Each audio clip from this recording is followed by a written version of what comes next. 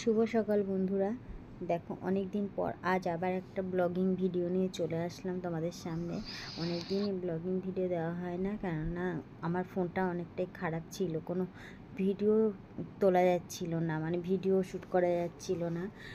সে short video দিচ্ছিলাম আমি continue, আর কোনো বড় ভিডিও আমি করতে পারছিলাম না। ভিডিও করতে গেলেই না হঠাৎ হঠাৎ ফোনটা অফ হয়ে যেত, সেই কারণে আমি কোনো বড় ভিডিও করতে পারছিলাম না। অনেক দিন ধরেই, অনেক দিন না, অনেক মাস ধরেই আমি করতে পারছিলাম না, যে কারণে আমি কোনো ভিডিওই এখনও পর্যন্ত আপলোড করতে পারিনি। তাই চলে এলাম আবার তোমাদের সামনে একটা ব্লগিং ভিডিও নিয়ে। আশা করি তোমাদের ভালো লাগবে।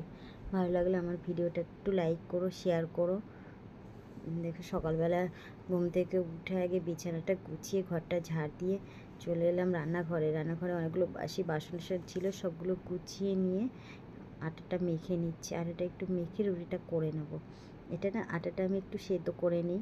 সেদ্ধ করে নিলে পরে রুটিটা সারাদিন নরম থাকে, ওই কারণে আটাটা সেদ্ধ করেই নিই। দেখো কতটা নরম হয় রুটিটা। খুব একটা ভালো বানাতে পারি না, রেগুলারই রুটি বানাই, তবুও যেমনই হয় না কেন একটু নরম রাখার চেষ্টা করি। রুটিটা নরম হলে পরে খেতে পারে। ওর পাপা নিয়ে যায় তো রুটিটা টিফিনে, ওই কারণেই। চলো, সকালবেলাতে শুধু রুটিই না, রুটির পরেও পরপর করে থাকে আমাদের বাড়িতে আবার এক একজন এক এক রকমের আয়োজন হয়, ওই কারণে সকালে অনেকটাই তাড়াহুড়ো থাকে। যখন কাজগুলো করি তখন মনে হয় যেন কত কাজ, আবার যখন কাজগুলো হয়ে যায় তখন মনে হয় কি এমন কাজ করলাম আমি, কিছুই বুঝতে পারি না যে কোথায় ছিল কাজগুলো, কোনো কাজই তো নেই, এমনটা লাগে। রুটিটা বেলতেই পারি না, সেদ্ধ করা আটাটা না একটু রুটিটা বেলতে অসুবিধা হয়, রুটিটা ফেটে যায়, লেগে যায়, ওই কারণে একটু গুঁড়ো আটাটা একটু বেশি করে দিলে পরে, নাহলে আবার রুটিটা ভালো বেলা হয়, কিন্তু গুঁড়ো আটাটা বেশি করে দিলে পরে রুটিটা কেমন যেন একটা পুড়ে যায়, আবার শুনি অ্যাসিড হয়, ওই কারণে গুঁড়ো আটাটা একটু কম দেওয়ারই চেষ্টা করি, তবুও দিয়ে ফেলি। দেখো এমনিও রুটি বেলতে পারি না খুব একটা ভালো। যারা রুটি বেলতে পারে তারা সব রকমই পারে, অল্প আটা দিয়েও বেলতে পারে, বেশি আটা দিয়েও বেলতে পারে, কিন্তু আমি বেলতে পারি না জন্য মনে হয় যেন আমার অসুবিধা হয়, আর সেদ্ধ আটাটা একটু বেশি অসুবিধা লাগে আমার কাছে। আগে আমি রুটি সেকেই ভাজতাম, কিন্তু এই এখন কদিন হয়েছে আমি রুটিটা সেকছি না। শুনেছি নাকি ওই সেকা রুটি খাওয়া ভালো না। অনেক রুটি করলে পরে তখন আমি আবার সেকি, কারণ না গ্যাসটা অনেকটা বেশি পুড়ে যায়। একটা গ্যাস 1 মাসের বেশি যায় না এখন আর, আগে যেত, এখন আর যেতে চায় না কেন কি জানি।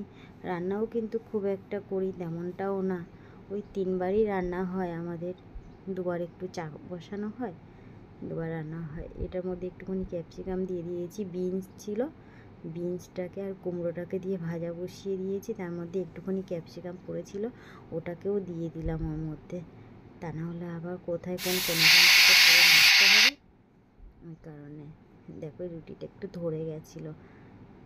এখানে পাউরুটি সেঁকে নিয়েছি, টিফিনটা আগে গুছিয়ে দেবো পাপার টিফিন বক্সে। দেখো রুটিটা কতটা নরম হয়েছে।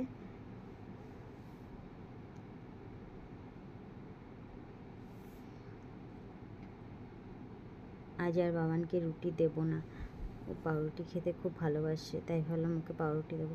আমরা টিফিন খেয়ে চলে এসেছি এখন রান্নাবান্না করতে। পাপা বেরিয়ে গেছে, মাছটা আগে ধুয়ে নিই ভালো করে। এই আবার তেলাপিয়া মাছের ছোটো ছোটো আঁশ ছাড়াতে অনেকটা সময় লেগে যায়। দেখো কাটাপোনা নিয়ে এসছে, এটা আমার ছেলে খায়, কাটাপোনাটা বাবান খায়, আর তেলাপিয়াটা আমাদের বাড়িতে হয়। আমি যেহেতু ভালো খাই সেই কারণেই তেলাপিয়াটা হয়।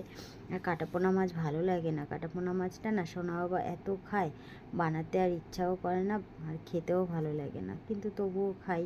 আর তেলাপিয়া মাছটা হলে ভালো হয়।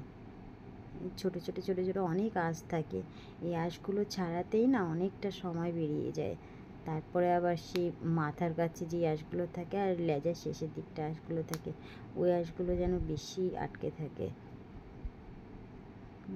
চলো দেখি মাছটা আগে ছাড়িয়ে নিই। মাছটা ছাড়িয়ে নিয়ে একটুখানি নুন মাখিয়ে যদি মাছটাকে ধুয়ে নিই, তাহলে না তাড়াতাড়ি ওই মাছের কী বলবো, পরিষ্কার হয় ধোয়াটা, কেমন একটা হয় না স্যাঁতস্যাঁতে ভাবটা, ওইটা একটু তাড়াতাড়ি কেটে যায়। ওই কারণে একটুখানি নুন মাখিয়ে নিই আমি মাছটা ধোবার সময়। আগে নুনটা মাখিয়ে তারপরে মাছটা যদি জলের মধ্যে ধুই তাহলে দেখবে ওইটা তাড়াতাড়ি পরিষ্কার হয়ে যায়। তবুও যেন থেকে যায়, মাছটা অনেকটাই বেশি ধুতে হয় আমাকে। আবার আমাদের কলে জল পড়ছে না, জল বালতিতে ভরে রেখেছি, ওই তোলা জলেই কাজ করতে হচ্ছে। আমাদের রিজার্ভারটা না শেষ হয়ে গেছে, রিজার্ভার থেকে জল পাম্পে দিচ্ছে না, ওই কারণে সেই তোলা জলেই আমাদের কাজ করতে হচ্ছে। আর তোলা জলে কাজ করতে গেলে না আরও দেরি হয় সব কিছু। আবার সেই একটা তাড়া থাকে, সেই 12টার সময় জল চলে আসে। 12টার সময় জল চলে আসলে যদি জলগুলো না ভরা হয় তাহলে আবার জল পাবো না। দেখি কি হয়, যদি একটু পাম্পে জলটা তুলতে পারি তাহলে আর একটু কাজের তাড়াতাড়ি হয়। পাম্পে জলটা তুলতে না পারলে আর একটু বেশি লেট হয়ে যায় সব কিছু। আবার গরম জল বসাতে হবে, তাহলে পাম্পের জল তুললে অনেকটা গরম থাকে, বাবানের আর আলাদা করে জল বসাতে হয় না।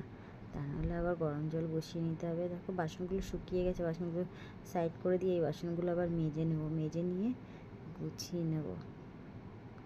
অনেকগুলো বাসনও পড়ে গেছে।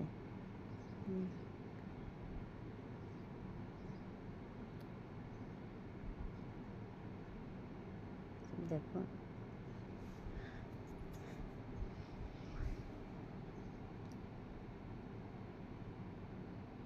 আমাকে আবার সেই বারবার মুছতে হয় আর বারবার সেগুলো করতে হয়, তা না হলে হয় না। মানে কেমন একটা লাগে যেন ভেজা ভেজা থাকলে পরে কোনো থাকলে। এই তেলটা অল্প আছে, তেলটা যদি শেষ হয়ে যায় তাহলে এটাকে ধুয়ে নিয়ে একেবারে আবার নতুন করে তেল ঢালবো, ওই কারণে এটা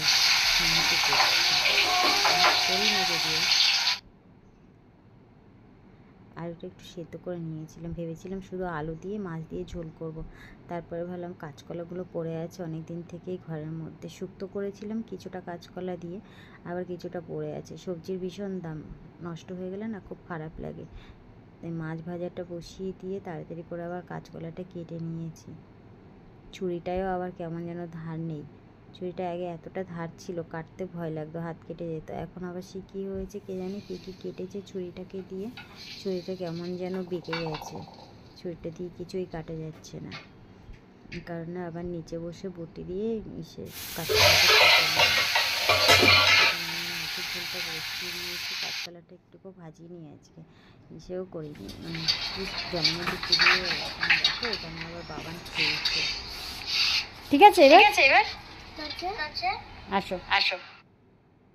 রোদের মধ্যে ও চলে গেছে খেলতে।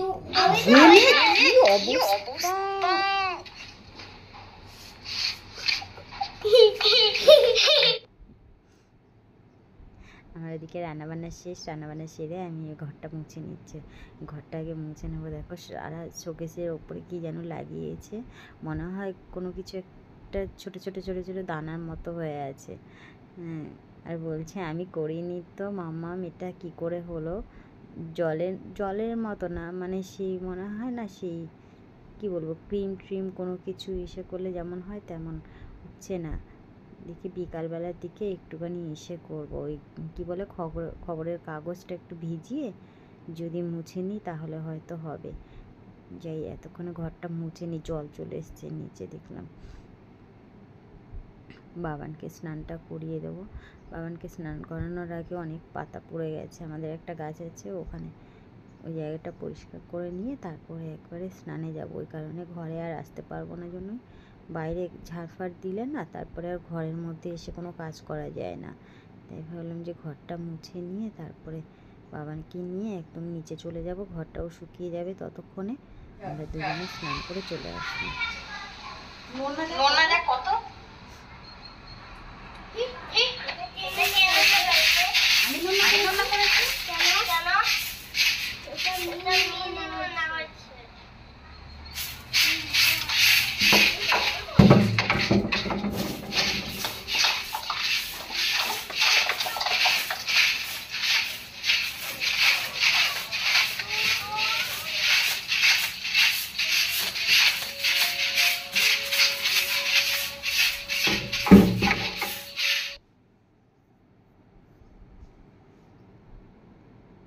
এই পাতাগুলো না আমি মাঝে মাঝেই এখন এক জায়গায় ঝাড় দিয়ে গুছিয়ে পুড়িয়ে ফেলি, কিন্তু পোড়ালেও কী হবে, এই গাছটার পাতা পুরোটা যতক্ষণ না শেষ হবে ততক্ষণ এইভাবে পাতাগুলো পড়তেই থাকবে পড়তেই থাকবে। ওই কারণেই রেগুলার ঝাড় দিয়ে একটু জমিয়ে নিয়ে একদিন পুড়িয়ে দিই। যখন সোনা বাবা না থাকে তখন পোড়ালেই বেশি ভালো হয়, কেননা ও থাকলে না যদি পোড়াই তাহলে ও আবার কখন দেশলাই ফেসলাই জেলে দেবে, সেই ভয়ে আমি পোড়াতেও পারি না। ও যখন স্কুলে যায় তখন এগুলোকে করি আমি। আবার রোদ উঠে গেলে না আগুনটা ঠিক দেখা যায় না চোখে। আমার মা সব দিন বলে রোদের সময় আগুন এইভাবে পোড়াতে নেই, আগুন দেখা যায় না, আগুনটা এদিক ওদিক চলে যায়। ওই কারণে অনেকটা হাওয়াও দিচ্ছিল। আর রোদের মধ্যে আমি পোড়াবো না, একটু সকালবেলার দিকে যদি সবাই বাড়ি থাকে তাহলে এগুলো পোড়াতে ভয় লাগে না। সবাই না থাকলে না আগুনটা যদি জ্বালিয়েও দিই তাহলে কেমন একটা ভয় ভয় লাগে, যেন মনে হয় যেন যদি কোথাও ধরে যায়, যদি কোথাও কিছু হয়ে যায় কি করে সামাল দেব, এটা মনে হয়। ওই কারণে সবাই যদি একটু বাড়িতে থাকে একটা সাহস থাকে, হয়তো কেউই আসে না, হেল্প করে না, তবু একটা মানে ওই সাহস থাকে যে না বাবা কিছু হলে পরে লোকজন পাবো, এমন একটা ব্যাপার থাকে। পাতাগুলো ফেলে দিই না, কেননা আমি যেহেতু গাছ একটু টুকটাক গাছ লাগাতে পছন্দ করি, হয় না তেমন কিছু লাগানো, তবুও যতটুকু পারি আর কি। যদি গাছ লাগাই না এই ছাইটা গাছের নিচে আমি দিতে পারি, কারণ মাটি আমাদের এখানে পাওয়া যায় না। দেখো স্নান করে সব কাজবাজ সেরে জামা কাপড় কেচে আগে বাবানকে খেতে দিয়ে দিই। ওর খিদে পেয়েছে, ও বললো মামা আমার খিদে পেয়েছে। আমি বলেছিলাম তুমি স্নান করে নাও, বলে তুমি প্রথমেই বলেছিল আমার খিদে পেয়েছে, আমি বলছি তুমি স্নান করে নাও, বলে আমি স্নান করলেও তো তুমি আমাকে এখন খেতে দেবে না, তুমি তো আমাকে এখন পড়তে বসাবে, তারপরে স্নান করে আসবে, তারপরে খেতে দেবে। আমি না ওই স্নান করিয়েই ওই গায়ের মধ্যে খাওয়াতে কেমন যেন ভালো লাগে না আমার, সেই কারণেই আমি একটু স্নানটা করে নিয়ে তারপরে একে খাওয়াতে নিয়ে এসেছি। দেখো এখানে কিছুই না, ওই যে সেই সকালবেলা বললাম না বিনস ছিল ওইটা ভাজা করেছি, আর এখানে মাছের ঝোল করেছি, একসাথেই করে দিয়েছি, তেলাপিয়া মাছ আর রুই মাছ একসঙ্গে ঝোল করে দিয়েছি কাঁচকলা দিয়ে, মশলা দিইনি বেশি। আর অনেক দিন ধরে না অনেক তেল মশলা খাওয়া হয়ে গেছে, ওই কারণেই ভাবছি যে যতটা পারা যায় একটু তেল মশলা কম খেয়ে দিলেই ভালো হয়। বাবানের জোর খিদে পেয়ে গেছে, বাবান ওখানেই বসে গেছে যে মামা মামাকে এখানেই বসে খাইয়ে দাও। আমি বলছি ঠিক আছে তুমি এখানে বসে খেয়ে যাও, আমি ওকে খাইয়ে হাত পা ধুয়ে জামা কাপড়টা মেলে দেবো।